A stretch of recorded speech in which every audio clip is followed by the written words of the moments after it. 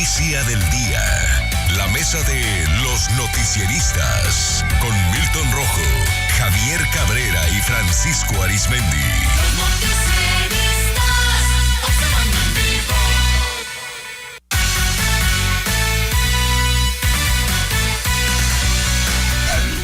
Y a la mesa de los noticieristas, saludo con gusto a Javier Cabrera. Javier, ¿cómo estás? Buenas tardes. Buenas tardes al auditorio. Saludo con gusto también a Milton Rojo. Milton, ¿cómo estás? Muy buenas tardes. Muy buenas tardes. Y a Francisco Arizmendi, qué gusto saludarte, Francisco. Buenas tardes. Buenas tardes, Sinaloa. Mire, tenemos en la línea a la diputada Merari Villegas Sánchez. Ella es diputada federal por Morena. Queremos saludarle con mucho gusto a propósito, pues, de que han sido noticia el Congreso de la Unión, la Cámara Baja, por lo ocurrido ayer y hoy también ha habido información importante. Merari, ¿cómo está usted? Buenas tardes. Hola, muy buenas tardes, muy contenta de poder estar aquí con ustedes. Saludo con mucho gusto a Milton Rojo, a Francisco Arizmendi, a Javier Cabrera, por supuesto a ti, Luis Alberto, y a todo tu auditorio, a tus órdenes. Desde la Cámara de Diputados acabamos de finalizar ya la sesión para la nacionalización del litio. No, muchas gracias por respondernos, Merari. Ha habido tanta pues interés de la población por profundizar en lo que ocurrió ayer, que pues nos hemos quedado todos pendientes del resultado de esta votación, esta negativa a la reforma del presidente, histórica, por cierto, la han calificado algunos, pero falta mucha información de fondo. Me gustaría que nos ayudes a profundizar en ello. Estuviste, pues, obviamente, muy pendiente de lo que ahí se vivió, y empezamos, si le parece, diputada, con Javier Cabrera. Javier, adelante, buenos días. Buenas noches. Buenas noches, diputada, buenas tardes. Para preguntarle, en el tema de la reforma que siempre se ha planteado y lo que siempre se nos ha prometido es tener tarifas mucho más bajas de las que tenemos. Ha habido grandes movimientos hace más de 30 años en Sinaloa por tener una tarifa 1F preferencial. Tenemos un subsidio. En las reformas de Enrique Peña Nieto se nos ofrecieron que íbamos a tener energía eléctrica mucho más barata, y en esta iniciativa también del presidente se decía lo mismo. Lo que no se entiende de qué forma nos iban a garantizar o cómo se va a garantizar que los mexicanos, sobre todo la gente de Sinaloa, paguen menos consumo de energía eléctrica.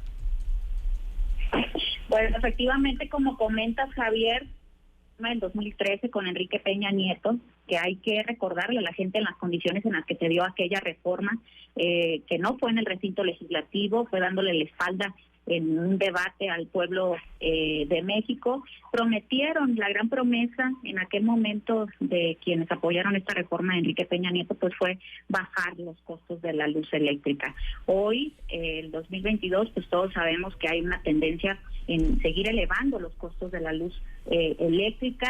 Prometieron también que iba a existir un orden en la transición energética, y que se iba a generar una no hay tal transición energética a estos momentos, y se ha generado pues una sobreoferta de capacidad.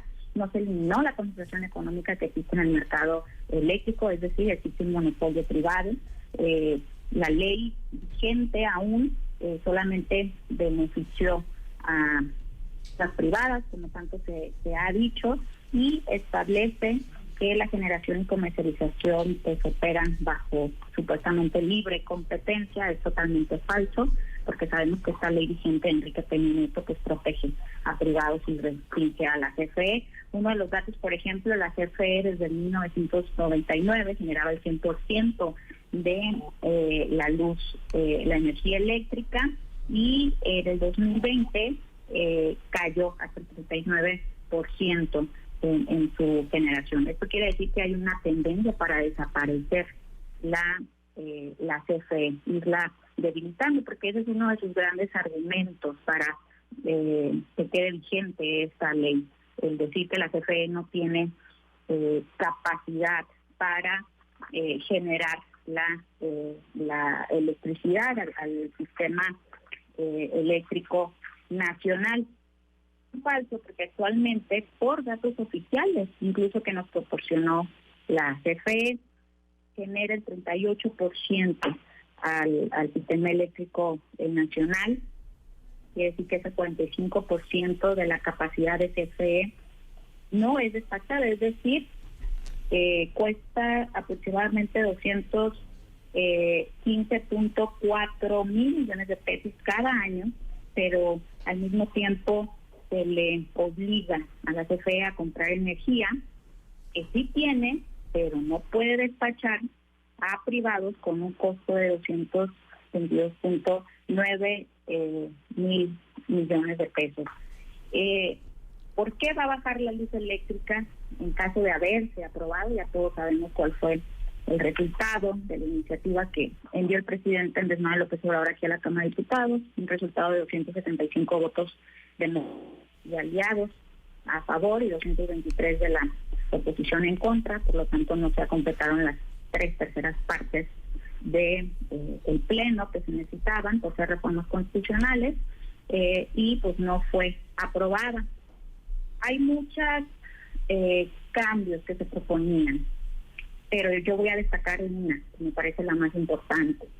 El que hoy, con esta reforma de haberse logrado, se reconozca el servicio eléctrico como un derecho fundamental consagrado desde el artículo 4 constitucional, me parece que eso da una voltereta totalmente pues diferente a lo que la industria eléctrica tenemos ahorita en nuestro país.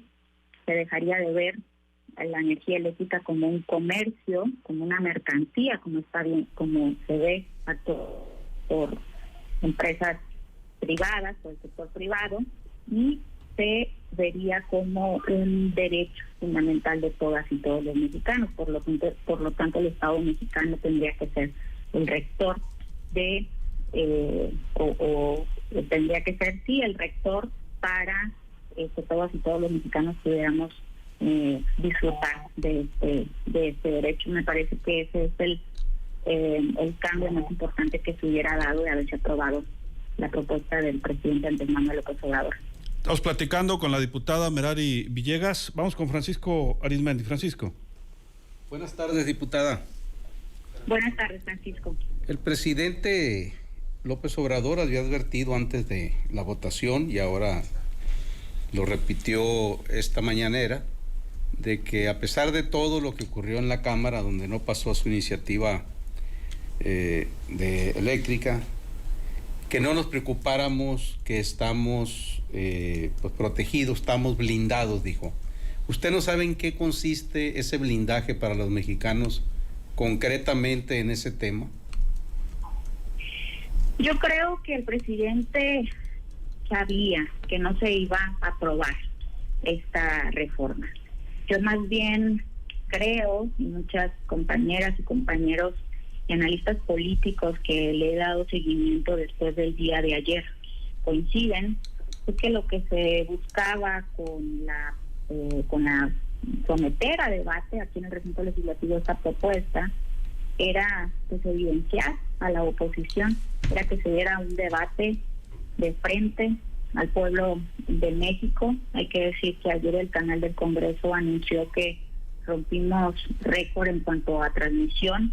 Eso es algo muy positivo porque hay una ciudadanía más politizada, hay una ciudadanía más interesada en conocer sobre los asuntos políticos que acontecen acá, y como lo decía el presidente hoy en la mañanera, se evidenciaron fueras máscaras. El día de ayer la oposición de México quedó evidenciada para lo que están realmente, que es para representar intereses de que ni siquiera son empresas mexicanas, son empresas transnacionales, son empresas extranjeras.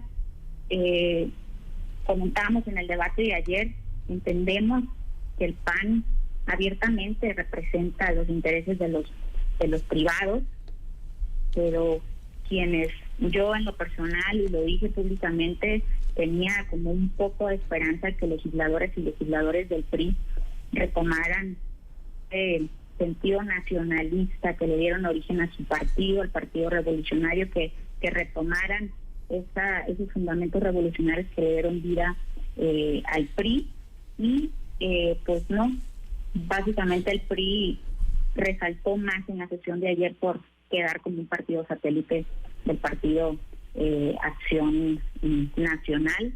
Uh-huh. En sus discursos, si ustedes revisan los debates, decían algo y con su voto demostraron otra cosa. El Partido Acción Nacional en los debates que dieron el día de ayer, pues digamos abiertamente reconocieron para lo que están aquí, ¿no? Para quienes trabajan aquí, para quienes representan, pero el PRI se jacta de ser un partido nacionalista, se jacta de representar a ciudadanas y ciudadanos de pie, y demostraron ayer con su voto en contra de esta reforma que están en contra de sus propios electores, a quienes representan, en contra de bajar las tarifas eléctricas, votaron en contra de darles la oportunidad a todas y todos los mexicanos del uso y disfrute de este derecho que se pretendía establecerlo desde el Cuarto Constitucional, que hay que decirlo que fue propuesta de ellos mismos, porque esto ya venía consagrado en el artículo 25, si mal no recuerdo, y a propuesta de ellos es que se incluyó en el artículo 4 constitucional para dejarlo más fortalecido el derecho. En el artículo 25 estaba como derecho humano a la vida, y a propuesta de ellos es que se incluyó en el artículo 4 constitucional pues, este derecho, cosa que no reconocieron el día de ayer. No aceptaron que en el dictamen estaban incluidas los 12 puntos que los grupos aquí. Perdón, ¿usted leyó toda la iniciativa del presidente, diputada? Sí, leímos toda la iniciativa. Ahí fueron 3 artículos que se proponía reformar: el artículo 25, el artículo 27 y el artículo 28. Había una parte textual en esa iniciativa donde nos garantizaban a los mexicanos que íbamos a pagar menos por el recibo de la luz. Sí, en el artículo 25, como lo decía ahorita, decía que el Estado, y les leo textualmente, el Estado preservará la seguridad y autosuficiencia energética de la nación y el abastecimiento continuo de energías eléctricas a toda la población como condición indispensable para garantizar la seguridad nacional y el derecho humano a la vida digna. Se entiende como vida digna pues, todas las condiciones necesarias que necesitamos como seres humanos para gozar de una vida digna. Sin embargo, a propuesta, vuelvo a insistir, del PRI, se estipuló desde el artículo 4 constitucional pues, derecho fundamental del goce, del uso y disfrute de las energías eléctricas. Estamos platicando con la diputada Merari Villegas de Morena sobre la reforma eléctrica que fue rechazada ayer en la Cámara de Diputados. Milton Rojo. Diputada, buenas tardes, noches. Buenas noches, Milton, a tus órdenes. Diputada, ¿qué le faltó a Morena para convencer a los demás diputados? ¿Será que faltó explicar precisamente esa parte? O sea, ¿cómo bajarían las tarifas tanto a la gente como a los mismos diputados? Digo, para que hubiera una presión de los mismos electores de los distritos con los mismos diputados de oposición. ¿No será que faltó esa estrategia, Morena? No, yo creo que no nos faltó nada, fuimos testigos. Esta iniciativa del presidente tiene más de 200 días ya que se metió a la Cámara de Diputados, y durante esos 200 días lo que se hizo fueron 30 parlamentos abiertos, históricos también, ustedes lo pueden revisar, incluso se imprimieron tomos que se mandaron al Senado y a diferentes partes, pero no solamente se hicieron los 30 parlamentos abiertos aquí en la Cámara de Diputados, donde participaron expertos, legisladores de todas las bancadas, vinieron incluso, inauguraron aquí gobernadores, presidentes municipales, todos los actores políticos del país estuvieron invitados a este gran debate, a este gran parlamento abierto que se dio en la Cámara de Diputados. No solamente nos quedamos ahí, cada uno de los legisladores conformamos el proyecto de la Cuarta Transformación, hicimos asambleas informativas en todos nuestros distritos, en colonias, en plazas. Esta reforma, esta propuesta se socializó como nunca antes se había socializado otra propuesta. ¿Por qué? Porque estábamos convencidos que la congruencia, que la razón estaba de nuestro lado. ¿Qué nos faltó para convencer a la oposición? Si hubieran propuesto 100 puntos, como dijo nuestro coordinador, y los hubiéramos incluido los 100 puntos, de todas maneras no hubieran votado a favor de esta propuesta. ¿Por qué? Pues es muy fácil. simple y sencillamente porque representan a otros intereses que no son los intereses de la nación, simple y sencillamente porque los mueven más los intereses económicos y privilegios personales que velar por el interés de la nación. No hay otra explicación para eso. Por eso nosotros ayer todavía en las primeras horas del día de ayer, antes de iniciar el debate, hacíamos el llamado a legisladoras y legisladores de otros grupos opositores que no haya pretextos para votar esta reforma, esta propuesta de ley en contra. No tenían pretexto la oposición para haber votado en contra esta reforma. Hicimos de todo. Nuestro coordinador Ignacio Amet es un político, un gran político. Nosotros presumimos de ser un gran conciliador, un gran operador político. Desde la FUCOPO se hizo todo, pero lamentablemente, lo vuelvo a repetir, pues ellos no iban a cambiar el sentido de su voto. No fue por falta de negociación, no fue por falta de información, ni por falta de acuerdo, fue falta de lealtad y compromiso con México. Entonces, explicaron muy bien esa parte, explicaron muy bien el tema de que la tarifa sería más barata. Ok, pasando al tema de la reforma que acaban ustedes ahorita de aprobar, lo que acaban de legislar sobre el litio.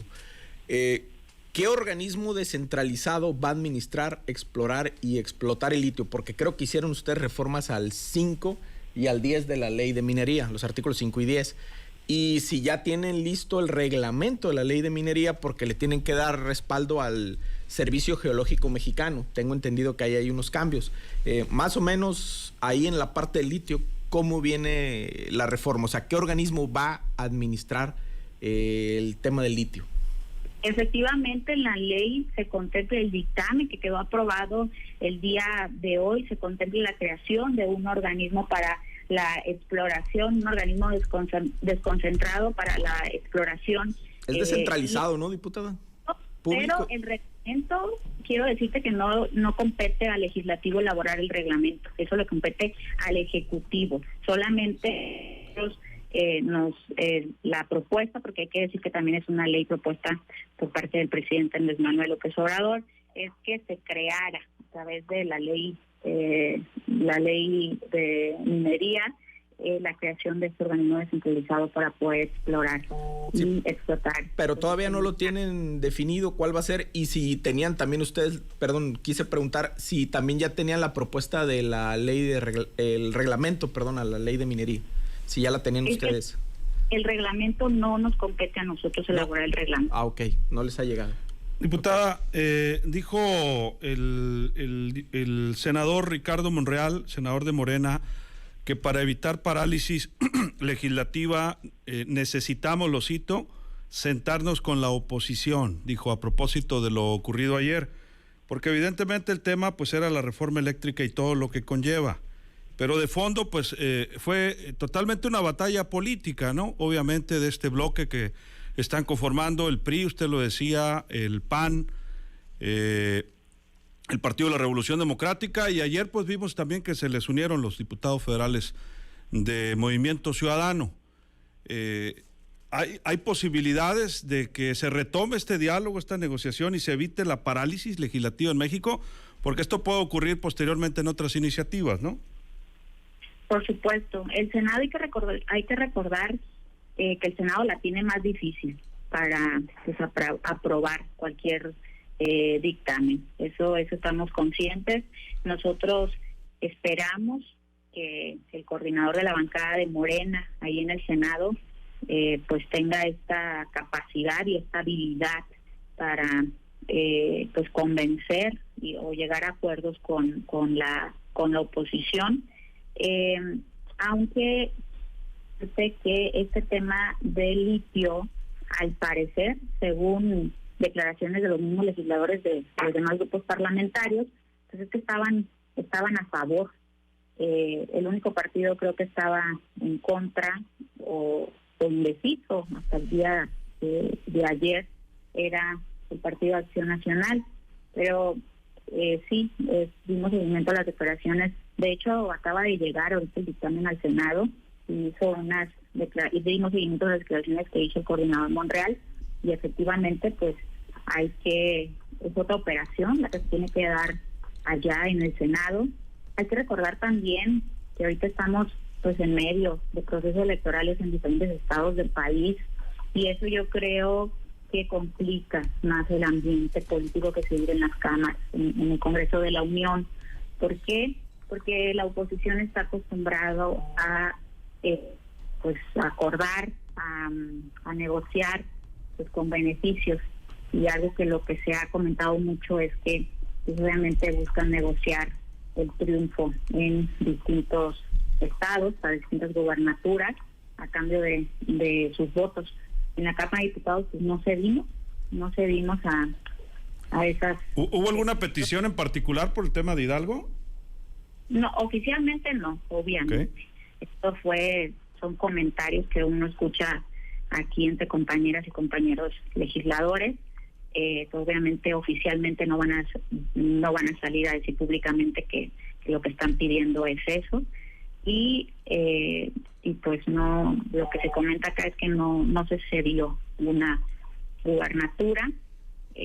Lo que se buscó pues es triunfar, que la razón triunfara, que la congruencia triunfara, que el compromiso con el pueblo de México triunfara, y pues no se consiguió. Pero también les decimos que esta puede haber sido una batalla no ganada, pero vendrán otras porque no pensamos quitar el dedo del renglón. Tenemos, por el bien de México, tenemos que fortalecer a nuestra CFE, y tenemos que lograr que la energía eléctrica en nuestro país se considere un derecho para todas y todos los mexicanos. Pues le enviamos un fuerte abrazo, diputada. Muchas gracias por aceptarnos esta charla, y ya que esté en Sinaloa, por acá nos vemos para profundizar en el tema de las tarifas, que mucho nos urgen mejorarlas. Un fuerte abrazo. Claro, y quedamos a sus órdenes. Muchas gracias por el espacio, y aquí estamos, al pie del cañón. Saludos. Gracias por el contexto en ese tema. Gracias, diputada. La diputada Merari Villegas Sánchez. Pues a conclusiones, Javier, te cedemos más tiempo porque te dimos menos al principio. Sí. Sin duda, no, yo lo que dice ella sobre el tipo de negociación, y esto es política, porque no puede haber una parálisis. Ya vimos que hoy, en la Cámara de Diputados salió en bloque, salió los diputados opositores. Lo hemos visto también en el pasado, cuando Morena estaban en otros partidos, estaban muchos de ellos en el PRD, bueno, pues también asumían las mismas actitudes, y es parte de una negociación. Pero este tema es bastante controversial, el tema de la Comisión Federal de Electricidad. Hay que recordar que México tiene convenios internacionales, sobre todo en el tema de las energías limpias. Entonces ese es uno de los temas bastante cuestionables, que se dice pues pudiera haber metido a México, de haberse aprobado esta iniciativa de ley, en graves problemas si no cumple con todos esos compromisos que ha suscrito a nivel internacional.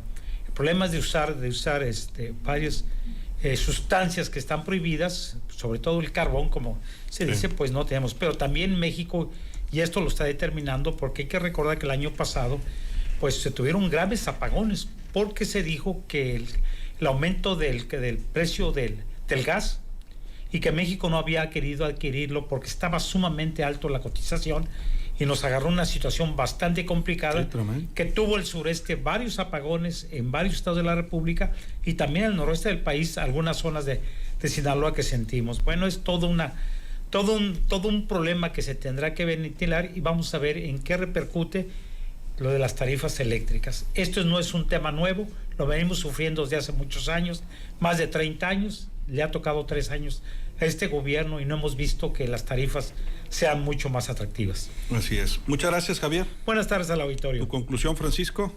Vamos. Yo me quedé con ganas de preguntarle a la diputada Merari que si ya en estos últimos 3 años pasaditos, ella fue de las que se reeligió en la Cámara, han empujado ellos como diputados federales nuestros, representando a Sinaloa, junto con los senadores, se han empujado ellos algo para que nos incrementen los meses de subsidio a la tarifa de energía eléctrica, y o una tarifa eléctrica única para todo el estado de Sinaloa, parecida a la de Tabasco, que tengo entendido que es la más baja que se aplica, y que hay que recordar que durante varios lustros, en algunas zonas de Tabasco, no se pagó el recibo de la luz.